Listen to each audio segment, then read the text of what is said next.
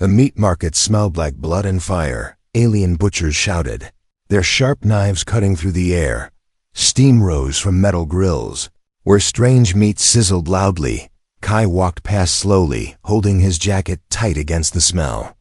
He had only 5 credits in his pocket, just enough for cheap food, maybe a drink, maybe not. He wasn't looking for trouble, just something warm to eat. But then he heard it, a weak sound, soft and broken. A tiny meow, not like a normal cat, but something sadder, more human. He stopped and turned his head. Behind a rusted cage, half hidden in the shadows, sat a small alien girl. She had white fur, tangled and dirty. With ears that drooped low like wet leaves, her hands were tied, and her eyes, those big silver eyes, were staring right at him. She didn't beg, she didn't cry. She only meowed again, softer this time, as if her voice was fading. Kai blinked, unsure if he'd imagined it. Meat section, grunted a tall alien seller behind the cage. She's fresh, soft bones, good cut, half price. Kai's stomach twisted. You're selling her? He asked, his voice low. The seller laughed, showing yellow teeth. Of course, not a pet, not a slave, just meat. Human meat tastes bad. But cat girls are special, rich flavor, soft bite. Kai took a step closer to the cage, his heart beating fast. The girl looked no older than 10, thin as paper, shaking from cold or fear or both. She held out one hand through the bars, fingers trembling. He crouched beside the cage, meeting her eyes. I'm not food, she whispered, her voice dry and broken. Please, don't let them eat me. Kai's mind screamed at him to walk away, to pretend he hadn't heard her. He was broke, alone, and the city didn't care about mercy. But something in her voice, something in her eyes. He couldn't ignore it. How much? He asked quietly. The seller raised one brow, surprised. You human? You want to eat her or keep her? Kai said nothing, just took out all 5 credits and showed them. The seller laughed again, louder this time. That's all? For this one? She's weak, not worth much anyway. Fine, take her. But no refunds if she dies. The cage opened with a screech. The girl crawled forward, too weak to stand, and Kai picked her up gently in his arms. She was cold, her bones sharp. Against his chest, he walked fast, away from the butcher stalls, ignoring the stares, ignoring the questions. In a dark alley, far from the noise, he stopped and set her down. She sat with her legs pulled up, hugging herself. You really bought me, she said softly. Why? Kai didn't know what to say. I couldn't leave you there, he answered after a moment. She looked at him, confused. But I'm nothing, I'm just meat. Not to me, he said. Silence filled the air between them, heavy and strange. What's your name? He asked, hoping to distract her. Miri, she said. At least, I think that's what they called me before the cage. Kai nodded slowly. Well, Miri, you're safe now, he said. Even though he knew it wasn't true. He had no home, no job, no idea what came next, but still, he had her, and that was the beginning of everything. Miri's ears twitched at every sound, still scared, still expecting pain. She leaned against Kai, unsure if she was allowed. He didn't move away that night, under a broken roof and with the cold wind howling outside. Kai gave her the only food he had left, half a protein bar. She sniffed it, then nibbled like a starving kitten. Thank you, she whispered, her voice barely there. Kai watched her, heart aching. He had just spent the last of his credits to save a girl no one else wanted. And somehow, deep down, he felt like she had saved him too. The silence broke with a hiss in the night. Miri sat up suddenly, her ears flicking toward the broken doorway. Kai was asleep beside her, his arm still resting protectively near her shoulder. But something had changed. The wind had stopped. The alley rats had gone quiet. And even the blinking city lights outside the cracks in the roof felt too still. She crawled to the edge of their shelter and peeked out. Across the dark street, a figure stood under a red lamp, unmoving, watching. Then another stepped out of the Fog, tall and heavy, with glowing armor and a black visor. Miri's breath caught in her throat. They had found her. She shook Kai awake, her small hands pressing into his chest. "Wake up," she whispered.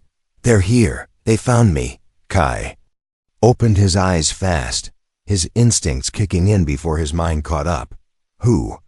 he whispered back, already grabbing his bag. She pointed toward the shadows, her hand shaking. Kai peeked and saw the figures. 2, no, now 3 of them, all walking slow and steady in their direction. He cursed under his breath and stood up, pulling Miri with him. "We have to run," he said. "But where?" she asked, terrified. "They don't stop. They're not like you." Kai pulled her close, wrapping his jacket around her. "We don't stop either," he said. "Let's go." They moved fast through the back alleys, stepping over trash piles, dodging broken drones, and avoiding bright lights behind them. Boots hit the ground like drums, closer with every step. Miri kept looking back, her heart racing. Her kind were made in labs, built to obey, built to die, but she had escaped. And now they wanted to erase that mistake.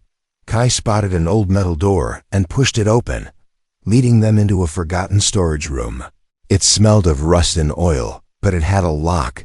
He slammed the door shut and jammed a pipe through the handle. They stood there, both panting, both shaking. Miri clung to his arm, eyes wide. "I can't go back," she said. "They'll cut me apart this time. They'll make sure I don't speak again." Kai knelt beside her, putting his hand on her shoulder. "They won't take you." "Not while I'm breathing," he said. Something in her eyes flickered, a strange light, as if part of her believed him, and part of her didn't dare to hope. A loud crash hit the door, metal bending. The hunters were already here. Kai grabbed a broken pipe, his only weapon, and stood in front of her. Miri watched him, stunned. "You can't fight them," she said. "They're stronger than you." "Then I'll lose loud enough to slow them down," he said with a smile that didn't reach his eyes. The door cracked more, bolts snapping. Miri's ears twitched again, but not from fear. Her pupils widened, and suddenly her voice changed. "I can help," she said, her tone colder, clearer. Before Kai could answer, she stepped forward, holding out her hand. A spark danced between her fingers, something artificial, something hidden. The door finally burst open, and one of the hunters stepped inside, gun raised, but Miri raised her hand, and the gun jammed in his grip with a screech. Electric pulses flew from her palm, striking the hunter's armor and sending him flying backwards like a toy. Kai stood frozen, stunned. "Miri, what was that?" he asked. She turned to him slowly, her voice shaking now. "I don't know," she said, "but it's waking up." 2 more hunters charged in, and this time she screamed not in fear, but as if calling something inside her. The lights flickered, the walls shook, and their visors cracked from the pressure in the air. The hunters collapsed, twitching, their systems fried. Kai looked around, wide-eyed. Miri dropped to her knees, panting, her hands smoking slightly. She was crying, but not from fear, from confusion, from something deeper. "I'm not just meat," she whispered. "They made me more than that. But they didn't tell me what." Kai knelt beside her, his arms around her shaking body. "We'll figure it out," he said gently. Together. The building creaked around them, smoke rising from broken wires and armor outside. The sirens began to wail. More would come, stronger ones, smarter ones. But now Kai knew.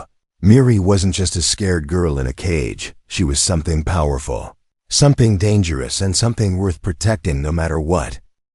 The silence felt too loud. Kai sat beside the cracked wall of the shelter, staring at Miri's sleeping face. Her body had gone still, her hands tucked under her cheek like a child's. But her breathing was uneven, too fast. She looked like she was dreaming something she didn't want to see again. The room still smelled of burning metal from the hunters. Kai had never seen anything like what she did.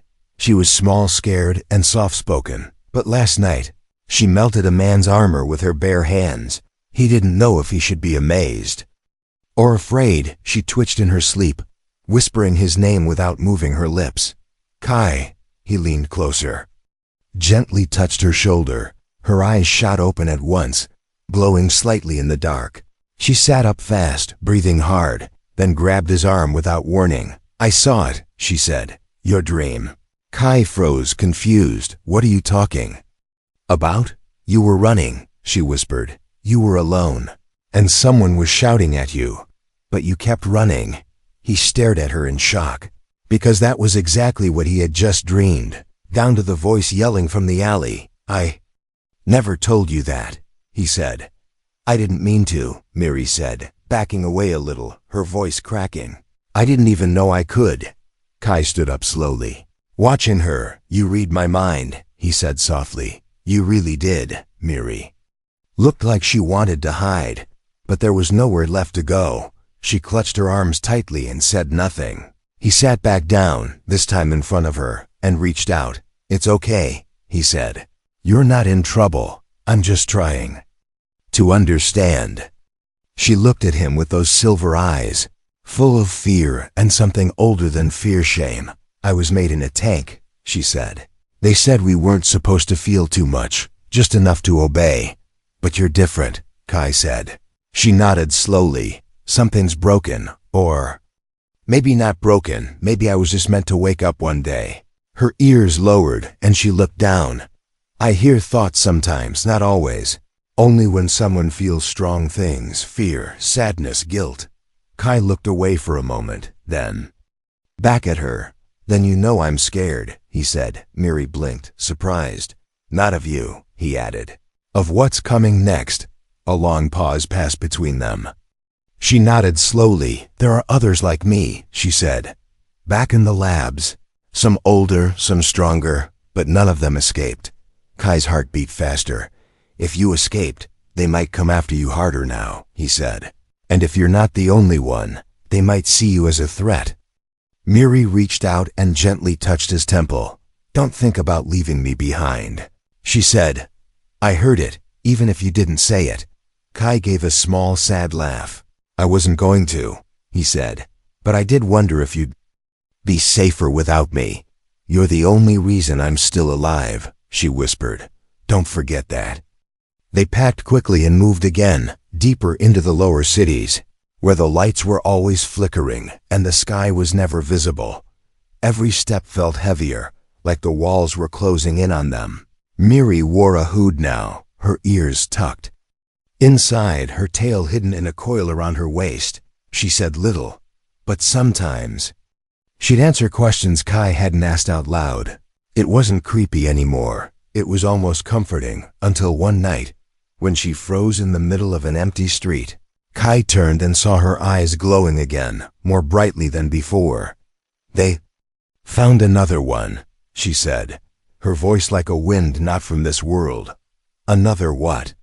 Another like me, she said. She's calling out in her mind. But it's hurting her, I can feel it. Kai's stomach sank. Where is she? He asked. Miri pointed east, toward the edge of the city. Without another word they turned and ran, whatever lay ahead. Kai knew this wasn't just about saving Miri anymore. There were more out there, more children raised in cages, more minds crying in silence, and somehow Miri had become their only hope. The room smelled like metal and medicine. Kai sat on the cold table, shirt off, arm out, trying not to flinch as the old machine dug into his vein. The nurse bot didn't speak, just beeped slowly as the blood drained into a sealed pack. He stared at the ceiling, thinking about how strange his life had become. Less than a week ago, he was broke and invisible. Now he was bleeding for a girl he'd only just met. But she wasn't just a girl. Miri waited outside, sitting on a crate in a dark hallway, her hood low, her tail tucked tightly around her waist. She hated being alone, but Kai had told her not to come in, not to see this. He didn't want her to know what he was giving up. The blood pack filled slowly, every beep louder than the last. His hand went numb, his skin pale, but he didn't stop. The machine hissed and shut down, printing a small chip as payment. Not much, but enough. Kai grabbed his shirt and staggered out, his legs weak, vision flickering. Miri jumped to her feet, rushing to Help him. I told you not to come in, he said with a weak smile. I felt it, she whispered. It hurt. He nodded, leaning on her shoulder. Let's go, he said. The smuggler won't wait long. They crossed the city at night, through steam clouds and neon lights, past guards and scanners, avoiding cameras. Kai's head spun the whole way, but he kept moving. At the old shipyard, they found a rusty cargo vessel hidden in the shadows. A fat man with metal eyes stood waiting, puffing smoke from a pipe. He looked at Miri once, then turned to Kai. You got the chip? Kai held it out, barely steady. The man snatched it, scanned it, and grunted. You want passage to Marnie's 4, that's outer zone. Do it, Kai said. Now. Kid doesn't have papers, the smuggler said, nodding at Miri. She won't be a problem, Kai answered. She's quiet, the man chuckled darkly. All right. You ride in the waste bay. Don't complain if it stinks. He walked away, leaving them to follow. Inside the ship, everything smelled of fuel and rotting plastic. The waste bay was small, with only one working vent, and the floor rattled under their feet. Kai sat down against the wall, breathing slow, trying not to pass out. Miri knelt beside him, placing her hand over his chest. You're weak, she said. You need rest. He nodded slowly. Just a little sleep. He closed his eyes, and the ship shook as it powered up. But something felt wrong. Miri's ears twitched, picking up sounds that no one else could hear. The smuggler was talking to someone through a communicator. I've got one of the escaped models, he said. Yes, the psychic one. Miri's blood ran cold. He was going to sell them out. She stood up quickly, her breathing sharp, her mind racing. She had to decide: run, fight, or hide. Kai stirred, his body weak, unaware of the danger crawling closer. The ship lifted off the ground, rising into the sky. Miri touched the metal floor, her fingers glowing.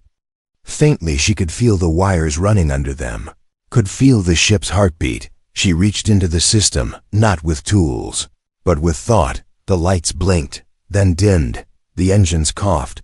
The smuggler shouted from the cockpit. What? The system's just glitched. No, wait, she's doing it. Miri's eyes glowed brighter, her mind connecting to the ship like roots into soil. She felt it all, every circuit, every line. She shut the doors, locked the cockpit, and disabled the comms. Smuggler pounded on the walls, yelling, but it was too late. The ship was hers now. Kai opened his eyes slowly, his voice dry. Miri, what did you do? She turned to him, her hands shaking. I'm not sure, she said, but I think I just flew a spaceship with my mind. Kai stared at her, not with fear, but wonder. She smiled faintly, then collapsed beside him, drained. They were safe, for now. But Miri was changing, unlocking something no one had told her about, and with each new power came a new danger. The knife was in her hand before she even thought about it. Blood dripped onto the cold floor, mixing with oil and smoke. Miri stood still, her ears flat, her tail stiff, her fingers shaking. Kai lay beside her, coughing, his shirt soaked red. Smuggler was dead, eyes wide, throat open, a broken scream frozen on his lips. Everything had happened too fast. They had trusted the wrong man. He had waited until the ship slowed near a small trade port, then pulled a hidden blade and lunged for Kai. No warning, no time, just violence. Miri had screamed, leapt forward, and grabbed the nearest tool, a jagged blade used for cutting wire. She stabbed him once, then again, then again. Now silence filled the ship, heavy and hot. She dropped the blade and fell to her knees. Her hands were red, her chest tight. Kai tried to speak but only groaned. Miri crawled to him, pulling off her cloak and pressing it to his wound. I didn't want to, she whispered. I didn't mean to. But he was going to. Kai looked at her with tired eyes, not afraid, just hurt. You saved me, he breathed. Miri bit her lip, her eyes wide and wet. But I killed, she said, almost too quiet to hear. He reached for her hand, blood-covered fingers gripping hers weakly. Sometimes saving means choosing the dark thing. he said. The words stayed with her. Even after the port crew found them. Even after she burned the smuggler's body and cleaned the floor. They got medical help barely. Kai was stitched and bandaged by a grumpy alien medic who asked no questions and took no payment. After that, they walked, keeping to shadows, hiding Miri's ears and tail under a hood. The little one, Pina, followed close, never letting go of Kai's coat. They moved through the port like ghosts. No one saw them, no one cared, but Miri felt eyes watching anyway. Something was following them, or maybe just waiting. At night, she didn't sleep. She sat by the window, listening, thinking, remembering the smuggler's face.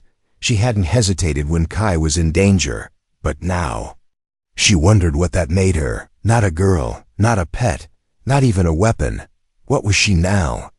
The next day, while Kai rested in an old shelter, Miri sat outside with Pina. The little one picked wild flowers growing between metal pipes. Humming quietly, Miri looked at her, truly looked, and for a moment, forgot everything else. Then a voice spoke behind her, low and sharp. I thought I smelled filth. Miri turned quickly, pulling Pina behind her. A tall alien stood at the edge of the alley, face hidden behind a dark mask. He held a stun rod in one hand, a tracker blinking on his belt. You're 312E, he said. High price on your head. Miri backed away slowly, heart pounding. She didn't want to fight again, not here, not near Pina. But the bounty hunter stepped forward, raising the rod. Stay, he commanded, or I'll hurt the small one first. Miri's hands clenched, but she didn't run. Then a voice cut through the air. You picked the wrong alley. Kai stood behind the hunter, face pale, arms still weak, but blaster steady in hand. The hunter turned, too slow. Kai fired once, twice.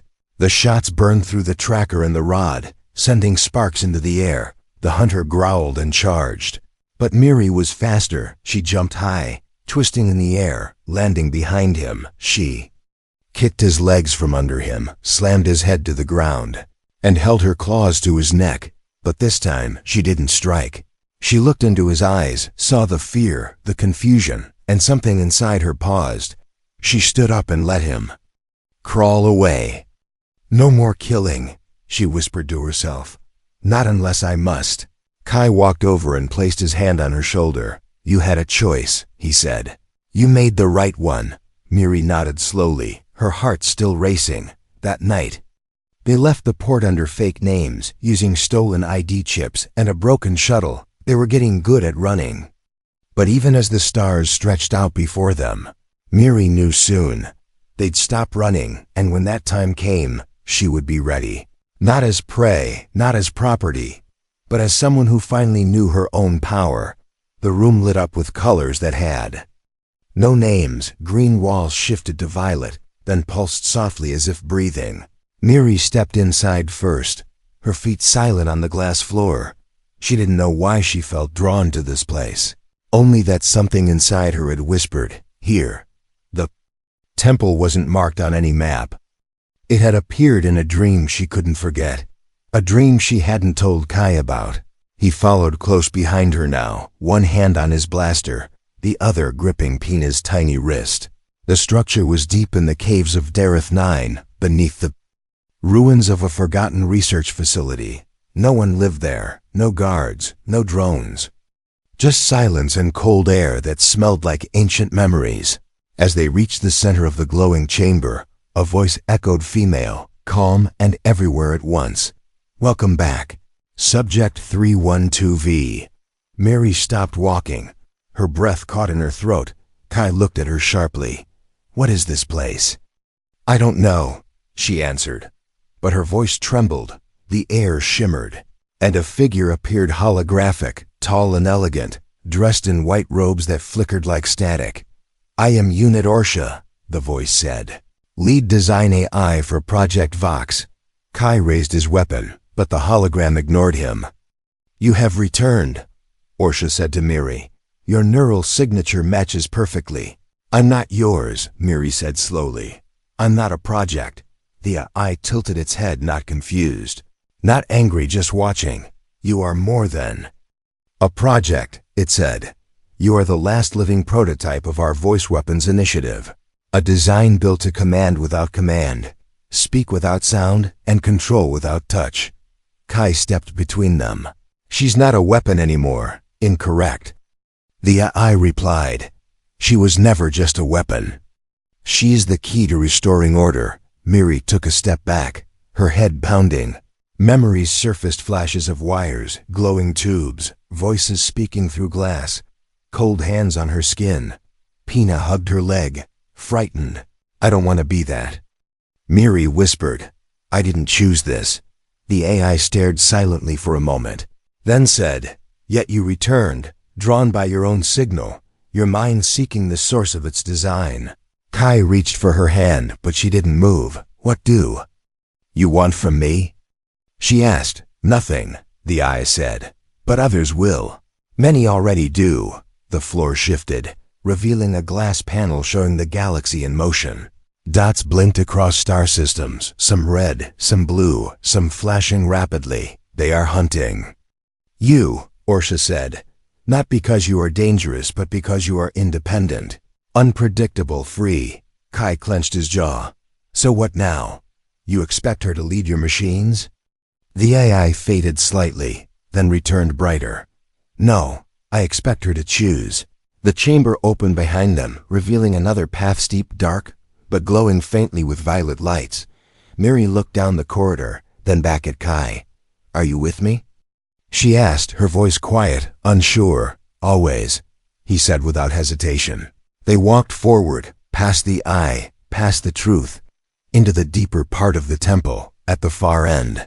They found a room filled with stasis pods, broken, empty, silent, dozens of them, each with names scratched out, numbers faded. Only one was untouched. Still powered, inside it was a girl, just like Miri, younger, with silver eyes wide open, but unmoving. Pina gasped. She looks like you.